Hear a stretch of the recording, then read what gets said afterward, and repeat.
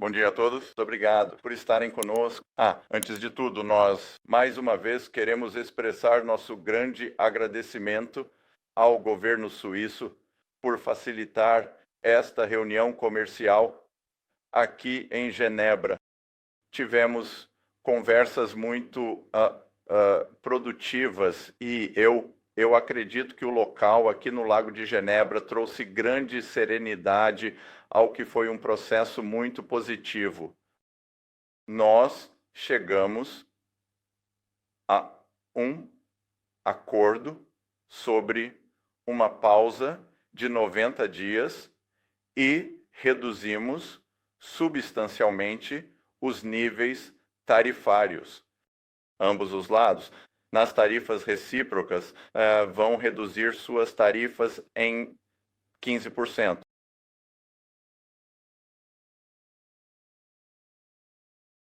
Tivemos discussões muito intensas. Ambos os lados demonstraram grande respeito. Foi uma oportunidade para eu conhecer a delegação chinesa. O vice-primeiro-ministro, com quem eu só tinha tido uma chamada de vídeo anteriormente. O embaixador Jameson já conhecia dois dos outros líderes da delegação de seu tempo anterior, então houve uma interação pessoal muito boa. Ambos os países representaram muito bem seus interesses nacionais. Concluímos que temos interesses em comum e ambos temos interesse em um comércio equilibrado. Os EUA continuarão avançando nesse sentido. Vou deixar o embaixador Jameson falar sobre as iniciativas do presidente que começaram com um anúncio histórico, um anúncio comercial em 20 de janeiro, algo que nenhum outro presidente jamais fez. Seguido até 2 de abril, quando implementamos as tarifas recíprocas. Sim. Obrigado, secretário, e também quero agradecer ao governo suíço e aos funcionários suíços por nos receberem neste fim de semana. O ambiente foi muito propício para as discussões e graças a eles pudemos ter conversas muito construtivas e positivas com nossos colegas chineses que claramente vieram para negociar esta semana. A rapidez com que conseguimos conduzir e concluir essas discussões é um testemunho do entendimento mútuo e do respeito mútuo entre os lados chinês e americano. Com relação à posição comercial do Sikonislewa, nossas interações com a China e o acordo de hoje, por favor, tenham em mente que o déficit comercial dos Estados Unidos aumentou muito nos últimos anos, chegando a um déficit de 1,2 trilhão em bens no final do ano passado, o que representa um aumento de aproximadamente 42% em relação a alguns anos antes, quando havia um déficit comercial de os 850 bilhões de dólares no início do governo Biden. Portanto, isso é um aumento rápido e expansivo no déficit comercial. E, na nossa visão, isso é impulsionado em grande parte por comércio não recíproco, entre outros fatores, e o resultado tem sido a transferência da manufatura para o exterior e outros impactos negativos na economia dos Yarniwa. E assim, no dia 20 de janeiro, quando o presidente foi empossado, ele lançou a política comercial America First, que era abrangente, e destacou que ele e, na verdade, instruiu as agências, incluindo o representante de comércio do ZIGIA e outros, a pesquisarem essa questão e apresentarem opções. O que fizemos. E o presidente decidiu impor tarifas recíprocas em 2 de abril para enfrentar essa emergência nacional do déficit comercial. Havia uma tarifa global de referência acompanhada por tarifas recíprocas mais altas para cada país, dependendo do nível e da intensidade de seu superávit comercial com os Estados Unidos. Em tudo isso, a China recebeu uma tarifa recíproca de 34%.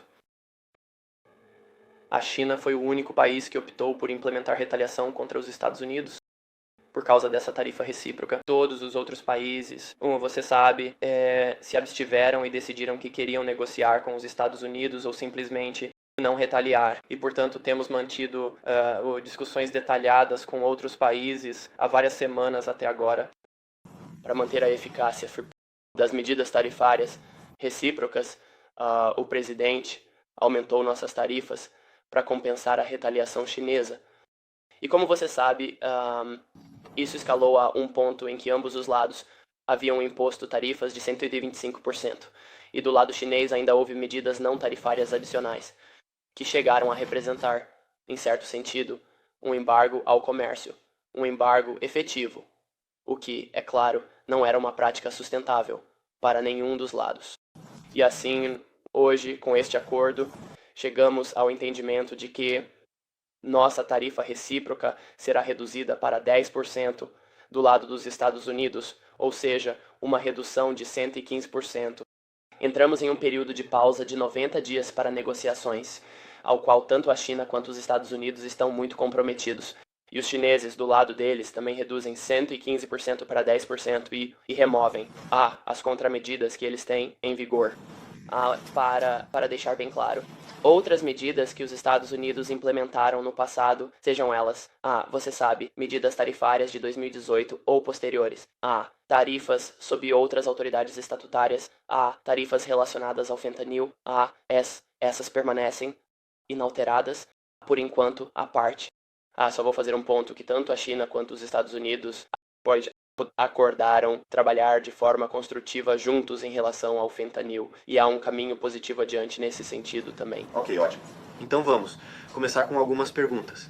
Bem, só se eu puder fazer uma última, uma espécie de algumas considerações finais para dar a vocês um enquadramento e contexto.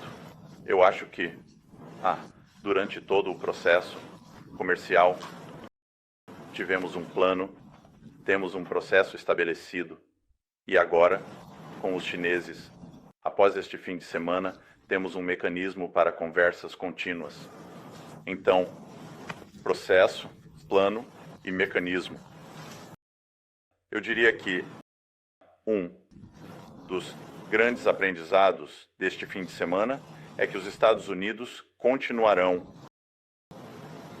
reequilíbrio estratégico e em muitas áreas que foram expostas como fragilidades na cadeia de suprimentos durante a Covid, seja em medicamentos, seja em semicondutores, aço, entre outros.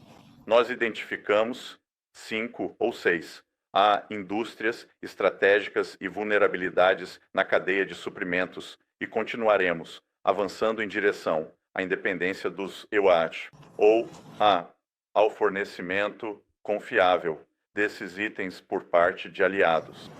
Mas o consenso de ambas as delegações neste fim de semana é que nenhum dos lados quer um desacoplamento e o que aconteceu com essas tarifas muito altas, como disse a embaixadora Greer, foi o equivalente a um embargo e nenhum dos lados deseja isso. Nós queremos comércio, queremos um comércio mais equilibrado e acredito que ambos os lados estão comprometidos em alcançar isso. Gostaríamos de ver a China aberta a mais produtos dos EUA. Esperamos que, à medida que as negociações avancem, também haja a possibilidade de acordos de compra para equilibrar o que é o nosso maior déficit comercial bilateral, que acabou ficando desequilibrado. E muito disso aconteceu por negligência nos últimos 4 anos, já que a administração anterior não se envolveu nessa questão, que, na verdade, foi apresentada a nós pelos chineses. E podemos ver isso no que aconteceu com o acordo da fase não, nós estamos apenas olhando para frente e esperamos ter discussões muito produtivas, agora que temos o mecanismo criado em Genebra neste fim de semana para as conversas Ótimo. E com isso vamos começar as perguntas. Vou começar pela primeira fila, Jenny Leonard, da Bloomberg. Muito obrigada. Antes da conversa de hoje, o presidente postou no Twitter que acredita que uma tarifa de 80% sobre a China parece adequada. Obviamente, o valor ficou muito menor. Como vocês chegaram a 30%? Foi o presidente que pressionou vocês ou os chineses que não cederam antes de vocês reduzirem? E em segundo lugar, agora vocês têm uma pausa de 90 dias, assim como fizeram com outros países. O que exatamente vocês querem ver nesses 90 dias? Que tipo de progresso vocês esperam ver nesses 90 dias e que precisa ser acordado até lá para não aumentar ainda mais as tarifas? Porque é só uma pausa, certo? Sim, então eu vou. As tarifas basicamente voltam atrás se vocês não tiverem algo substancial acordado. Então, o número chinês de 2 de abril era 34, continua sendo 34%. Vou deixar o embaixador Greer responder a primeira pergunta.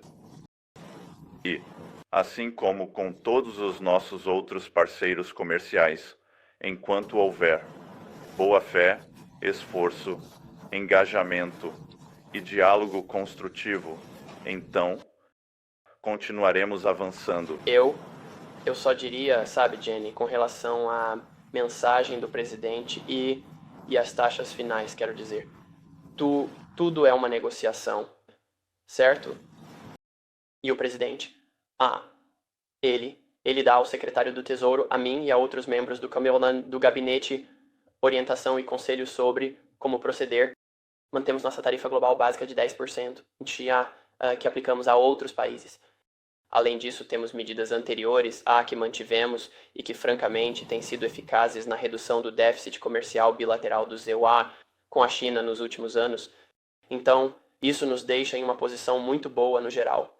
Com relação às medidas sobre as importações chinesas, mas mais importante ainda, nos coloca em um caminho construtivo para termos uma conversa positiva com os chineses sobre como reequilibrar e ter um comércio mais construtivo. Ótimo.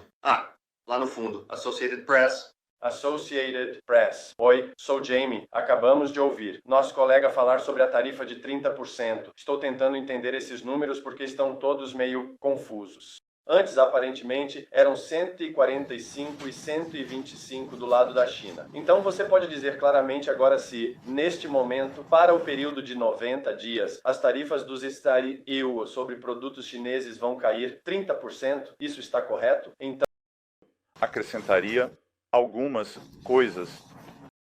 Isso não inclui nenhuma tarifa setorial específica que tenha sido aplicada a todos os nossos parceiros comerciais. E como o embaixador disse, acho que ele concordaria comigo que surpresa positiva para mim neste fim de semana foi o nível de engajamento chinês em relação à crise do fentanil nos Estados Unidos. Eles trouxeram o vice-ministro de Segurança Pública para a Segurança Pública, que tradicionalmente não faz parte da equipe de comércio ou da equipe de negociação, e ele teve uma discussão muito robusta e altamente detalhada com alguém da equipe de segurança nacional dos EU. Ótimo. Agora John Hughey, da Newsmax. Senhor secretário, haverá algum impacto imediato que os consumidores americanos perceberão por causa disso? E qual foi a parte mais difícil das negociações? Os chineses são, como se sabe, notoriamente difíceis de negociar. Houve algum momento em que o senhor sentiu que as negociações poderiam fracassar? E, quanto ao fentanil, desculpe, sei que há algumas perguntas aqui, mas o que os chineses estão dispostos a fazer? Em relação à crise do fentanil, eles fizeram alguma promessa ou chegaram a algum acordo? Para combater o fentanil? Ok. Bem, há muita coisa para abordar aí, então, deixe-me recapitular isso. Então você está perguntando, consumidores do Zecuren, a última foi sobre o fentanil. E qual foi a segunda pergunta? A parte mais difícil da negociação. Bem, vou começar por aí. Ambos os lados defenderam bem seus interesses nacionais, mas também concluímos que tínhamos interesses em comum e que nenhum dos lados estava interessado em um desacoplamento. E, novamente, houve muita troca de ideias sobre várias diferenças e pontos de vista em relação ao comércio justo. Nós os informamos, eu tive uma discussão de que os déficits comerciais são resultado de 3 coisas. Primeiro, os termos de troca. Segundo, a moeda. E terceiro, a posição fiscal dos Estados Unidos. Informamos a eles que o governo Trump está trabalhando muito para conter esse déficit fiscal fora de controle que herdamos da administração anterior. Segundo, não houve discussão sobre moeda. E primeiro foi sobre os termos de troca. E sobre o fentanil, novamente, pela primeira vez, houve um engajamento entre 2 equipes com conhecimento detalhado. E eu acho que, pela primeira vez, os chineses entenderam a magnitude do que está acontecendo nos Estados Unidos. Em 2018, em Buenos Aires, eles fizeram um bom trabalho ao proibir o fentanil propriamente dito. Mas o que vimos foi uma interação substancial entre maus agentes chineses e muitos traficantes norte-americanos, especialmente os cartéis mexicanos. O Tesouro designou vários dos cartéis mexicanos como organizações terroristas estrangeiras. Deixamos isso claro para os chineses. Eles foram muito receptivos. Como você pode saber ou não, os chineses têm medidas muito draconianas para a venda de narcóticos ilícitos na China e pedimos a eles que sejam igualmente draconianos com as pessoas que estão envenenando os americanos. E deixe-me fazer um ponto, sobre a sua pergunta de qual foi a parte mais difícil da negociação. Eu diria que, na verdade, foi, no período que antecedeu a negociação, tentando reparar os canais de comunicação que haviam atrofiado sob a última administração, onde, por exemplo, o nosso escritório, o escritório do representante de comércio dos Estados Unidos, quase não teve discussões substantivas com o lado chinês sobre comércio. E embora tenhamos diferenças significativas com os chineses em relação ao comércio e à economia, temos grandes reclamações, é preciso discutir essas reclamações, é preciso ter um canal para discussões. E superar isso foi um desafio considerável. E muito trabalho foi feito nesse sentido nas últimas semanas, para que quando chegássemos aqui, pudéssemos ser muito pragmáticos uns com os outros. E para ser sincero, havia questões difíceis a serem tratadas, como o nível de remoção, o momento de implementação, a gestão da política interna de cada lado, etc. E eu não vou entrar em muitos detalhes, mas eu diria que a parte mais difícil foi simplesmente chegar ao ponto em que pudéssemos, de boa fé, ambos os lados, trabalhar juntos. E uma vez que conseguimos isso, fomos capazes de resolver em poucos dias. Esta não é a primeira vez que faço negociações comerciais com os chineses, e às vezes pode levar muito, muito tempo para superar mal-entendidos. Conseguimos fazer isso de forma eficaz nas últimas semanas, o que nos permitiu ser muito pragmáticos e eficientes neste fim de semana. E eu acho que saímos com um mecanismo muito bom para evitar que as infelizes escaladas, como vimos após 2 de abril, voltem a acontecer. O que era muito incomum sobre o relacionamento era que, antes do presidente Trump, o presidente do Partido Xi, eles tinham um bom relacionamento. Mas a natureza do que aconteceu desde 2 de abril, poderia ter sido evitada se tivéssemos esse tipo de mecanismo em vigor e eu acredito que agora ele está implementado. Acho que saímos hoje com um processo que vai avançar e novamente com grande respeito mútuo pelos nossos colegas chineses. Acredito que eles demonstraram o mesmo para nós. E você tem uma previsão de quando os consumidores dos SAU haverão algum resultado disso? Algum resultado sobre isso? Eu quero dizer, senhor, você é o secretário do Tesouro, então você está mais apto, mas eu diria que no início, houve muita conversa sobre o impacto nos consumidores que simplesmente nunca se refletiu realmente nos números. O consumo permaneceu alto e assim por diante. Então eu acho que o que vamos ver é que nós vamos ver nossa economia continuar decolando à medida que colocamos estrutura nessas negociações e levamos o comércio global para um lugar melhor. E Cersei, como eu reiterei na semana passada, o plano econômico de Trump tem 3 pilares: comércio, impostos e desregulamentação. O comércio foi implementado primeiro e esse processo está em andamento. Acreditamos que a parte tributária está indo muito bem. O presidente da Câmara, Johnson, o líder Tooney, com quem estou em contato constante, acreditam que, no meio do verão, nós vamos aprovar, como o presidente gosta de chamar, seu grande e belo projeto de lei, e acreditamos que isso trará um alívio substancial para as famílias americanas. E então, a desregulamentação. Imposto oculto e pernicioso sobre as famílias americanas é a regulamentação. Nós acreditamos que a administração anterior acrescentou vários milhares de dólares por ano ao custo das famílias americanas e que nós não apenas vamos reverter isso substancialmente, revertendo isso, mas também reduzindo esses custos de forma significativa. Obrigado. Acho que temos tempo para mais 2 ou 3 perguntas. No máximo. Desculpe. Senhora, por favor, seu nome e local. Sim, é a Imogen Fox da BBC. É muito encorajador o que você está nos dizendo.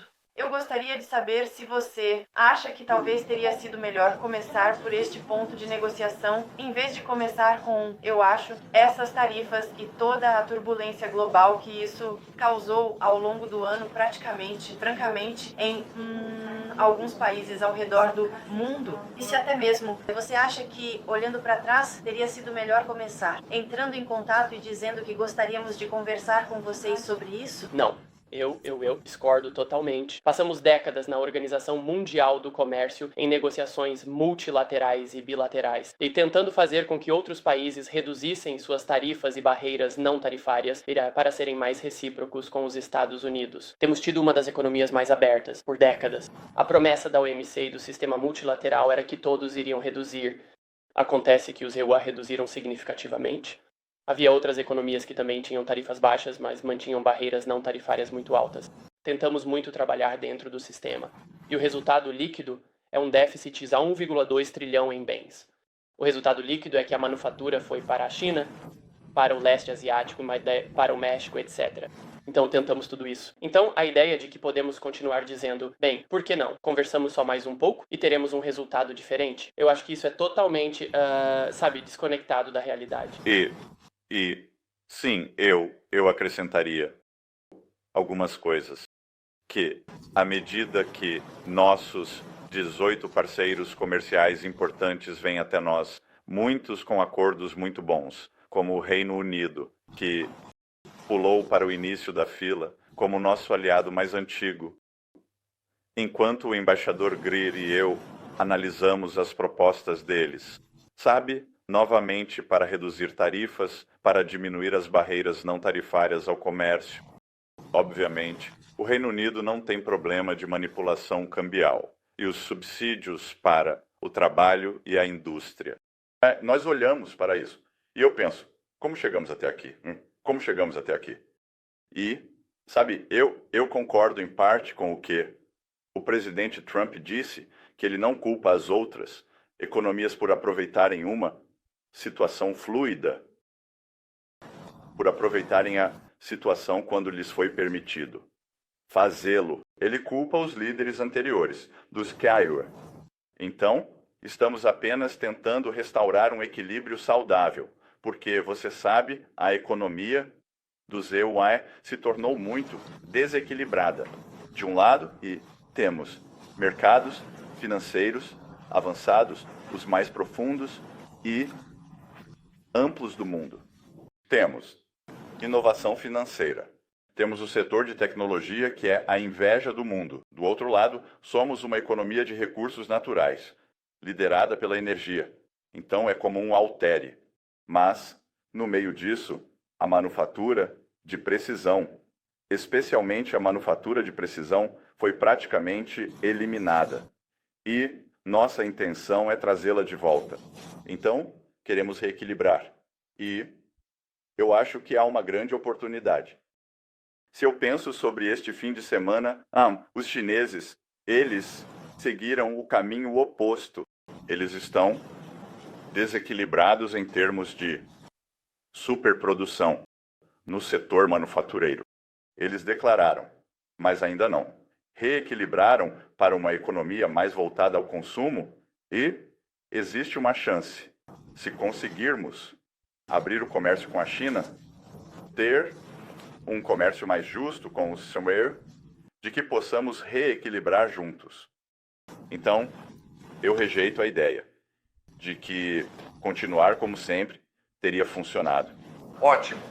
E acho que esta será a nossa última pergunta, pois estamos quase sem tempo. Sim, eu tenho uma pergunta em relação ao contexto dessas conversas muito bem sucedidas que estamos tendo aqui. A Suíça tem sido o centro de conferências internacionais por muitas décadas. Nos últimos tempos, temos estado sob uma pressão tremenda. O embaixador de Joe Biden para a Suíça chamou a Suíça de um buraco em uma rosquinha. Minha pergunta é: quão importante é para você, para a sua administração, o valor da confiável neutralidade suíça, especialmente em encontros mais abrangentes como o que acabamos de presenciar neste fim de semana? Bem, eu não vou falar pelo embaixador anterior.